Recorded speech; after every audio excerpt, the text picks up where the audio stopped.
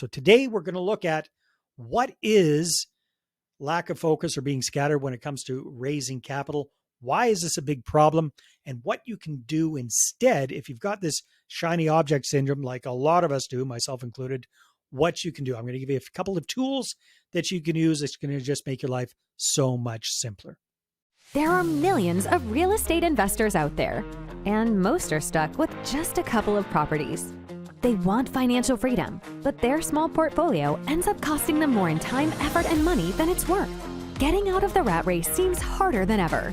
This show will help you do more deals, better deals, and bigger deals. Finally, you'll be able to reach your income and lifestyle goals. How? By attracting and leveraging private money partners and their capital. Now get ready to raise more money, because here's your host, Dave Dubeau. Well, hey, Dave Dubeau, welcome back to another episode of the How to Raise Capital 101 show for real estate investors. Today, I'm going to be talking about another big deal killer that just came to mind recently when I was visiting a buddy down in Mexico, and he's got this real estate project on the go, and he's really struggling with making sales and bringing on buyers and investors for this deal. And the challenge is, and it's not just him, it's a lot of us, it's a matter of being scattered. So today we're going to look at what is lack of focus or being scattered when it comes to raising capital. Why is this a big problem? And what you can do instead if you've got this shiny object syndrome, like a lot of us do, myself included, what you can do. I'm going to give you a couple of tools that you can use. It's going to just make your life so much simpler. All right, let's get started. Let's take a look at what does being scattered really look like. And I call this the shiny object syndrome. Why? Because I suffer from this syndrome myself. And what is it?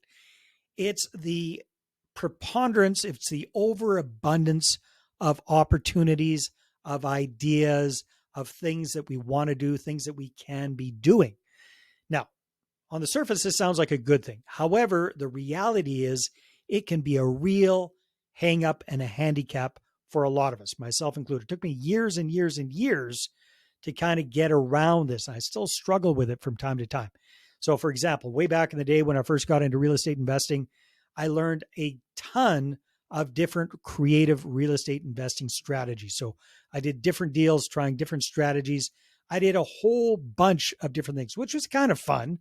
But at the end of the day, I completely lacked focus, and it really affected me in a negative way. My buddy down in Mexico, love the guy dearly. He is a very, very smart individual, very positive guy, and he's an creative ideas kind of guy. So that's good. However, it's not good if you've got a gazillion, that's an exaggeration, but if you've got a whole ton of different ideas and you're trying to tell everybody about them all at the same time, especially if you're talking to a prospective investor. So again, my buddy has this property. It's a rural property, and he's trying to subdivide this. It's quite close to the beach. It's a nice location. Got a lot going for it. However, he's having a hard time subdividing this and selling lots, getting people to actually buy these kind of properties. And part of the challenge we talked about last episode, which was, exaggeration. The other part of the problem is he's got too many good ideas for his own good. So he's got real estate investing ideas. He's got development ideas. He's got business ideas.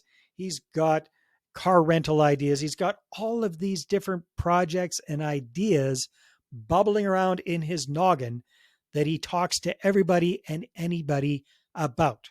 Now, it's fun to talk about. However, here's the challenge. As the listener, as the person who's receiving this information, it comes on like a fire hose. It's like bam, bam, bam, bam, bam, bam, bam. It's too much, too fast, all at once. And you know that there's no way in hell that this guy can do all of these ideas simultaneously, yet that seems to be what he's trying to do. So what does that tell you? If you're a prospective investor, prospective buyer, you know, just from your life experience, that anybody who's trying to do a ton of different things at the same time without a big team and a big outfit behind him or her is going to drop the ball, right? And our worry in the back of our head is, well, okay, if I invest with this person or if I buy a property with this person and he gets distracted and he's chasing after another shiny object, what's going to happen with the deal I'm working on with this person. That's the big challenge. So again, I've struggled with this over the years. Just over the past few years, I've really dialed in my focus. It's made a huge difference in my life, personally and financially as well. And here's the trick. The trick is, if you're an ideas person, is not to come down hard on yourself for having a ton of ideas. No, that is good. Ideas are good. What you need to do is you need to prioritize those ideas. You need to sit down, figure out, get all of these different ideas, these different things that are floating around in your head, get them out of your head onto a piece of paper, and then prioritize these. So one of my mentors, a guy named Dean Jackson, he's come up with what he calls his 50-minute focus finder. You can check that out, 50-minute focus finder. Just check it out on YouTube. He's got a video about that. But the bottom idea is you sit down without any distractions for 50 minutes. So that means you don't have your phone near you. You're not on a computer. You're not trying to do this and watch Netflix at the same time. You sit down and focus almost like you were taking a test back in the day, and you just set a timer outside of the room and you laser focus on getting it all out. So the first focus finder he recommends that we do is just do a brain dump. Get everything that's in your brain out of your brain on paper and really work this. So the first 10 minutes is going to be pretty easy. It's all the little stuff and big stuff and niggly stuff that's kind of bouncing around in your brain. You do a data dump and then keep working through that for up to that 50 minutes, no matter how tough it takes. Like, spend the time, because after you get over the superficial stuff, then you'll start focusing on the big stuff. Okay, then the second job is, now once you've got this big list, you might have filled several pages of paper with your different ideas, big and small and in between. After you do that, then figure out priorities. If you had to pick one big project, so when it comes to real estate investing, let's say, for example, that you do a variety of different real estate investing strategies and you're looking to start raising capital to do more deals. Well, this is a situation a lot of our clients are in. So here's what I always recommend to our clients. You don't have to stop doing all the different techniques and strategies, but focus on one strategy and one market when it comes to your investor communication, right? Pick one. Pick your main strategy in the main market that's going to be your bread and butter, that you're going to be most often raising capital for more on a regular basis. So for example, we have some clients that sometimes they do flips, sometimes they do burrs, sometimes they're just buying properties and holding on to them long-term for rentals. Sometimes they're doing single family homes, or other times they're doing multifamily properties. That's all great. You don't necessarily have to stop doing any of that stuff. They might even be in a couple of different markets. But what we always recommend is, when it comes to the raising capital side of things, you want to come across to your prospective investor as an expert. And if they see you scattered and not having focus, you're going to come across as a jack of all trades, master of none. So again, when it comes to what you're talking about with your prospective investors, pick one strategy and one market. For example, in this case, if what you want to be doing more of is doing burrs in a specific market and you're taking single family homes and putting in a secondary suite, then that's all you want to focus on when it comes to your investor marketing and your investor presentation. Now, if a one-off deal comes along, that's a good deal, it's a flip, great, that's fine, but you're not going to tell everybody and anybody about that.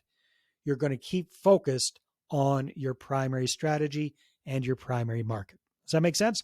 So again, back on track there with the focus finder, do a data dump, figure out what you really want to focus on, and laser target that.